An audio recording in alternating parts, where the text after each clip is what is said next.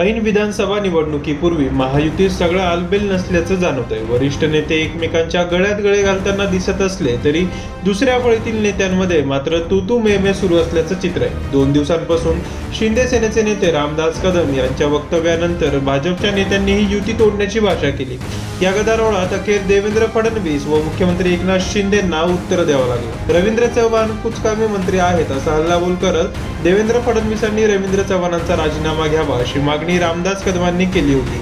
गेल्या 14 वर्षापासून मुंबई गोवा महामार्गाचं काम होत नाही. चाकरमान्यांचे हाल होत आहेत. समृद्ध महामार्गाचं काम 3 वर्षात पूर्ण होते. मग मुंबई गोवा महामार्ग पूर्ण का होत नाही असा प्रश्न रामदास कदमांनी उपस्थित केला.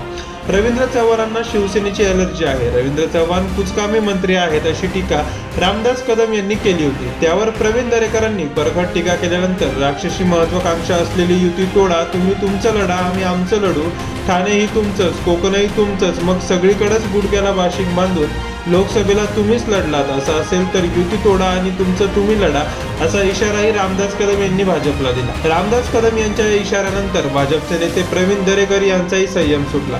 ते म्हणाले, भाजपच्या संयमाला दुबळेपणा समजू नका. महायुतीची गरज एकट्या भाजपला नाही. रामदास कदम हे महायुतीमधील ज्येष्ठ नेते आहेत. मात्र त्यांचे रवींद्र चव्हाण यांच्याबद्दलचे वक्तव्य अपरिपक्व म्हणावं लागेल. रामदास कदम यांना काही समस्या असेल तर 4 भिंतींच्या आत ती मुख्यमंत्री एकनाथ शिंदे किंवा देवेंद्र फडणवीस यांच्या समोर मांडायला पाहिजे होती. पण त्यांचा स्वभाव हा खळबळजनक बोलण्याचाच आहे. महायुतीचा धर्म हा पाळलाच गेला पाहिजे, अन्यथा आरेला कार्य आम्हालाही करता येतं असा इशारा प्रवीण दरेकर यांनी दिला. प्रवीण दरेकरांनी कदमांना चांगलंच सुनावलं. ते म्हणाले, रामदास कदम यांना वैयक्तिक कारणातून वैफल्य आलंय. रामदास कदम यांचा मुलगा जिकडे आमदार आहे तिकडे परिस्थिती अशी आहे की भाजप नसेल तर त्यांना निवडून येणं अवघड आहे. त्यांच्या मुलाला मंत्री व्हायचं होतं. त्यामुळे रामदास कदम अस्वस्थ आहेत आणि बेचैन आहेत. ते राजकीय पटलावरून गायबही आहेत. या सगळ्या वैफल्यातून ही सगळी खतखत बाहेर येते.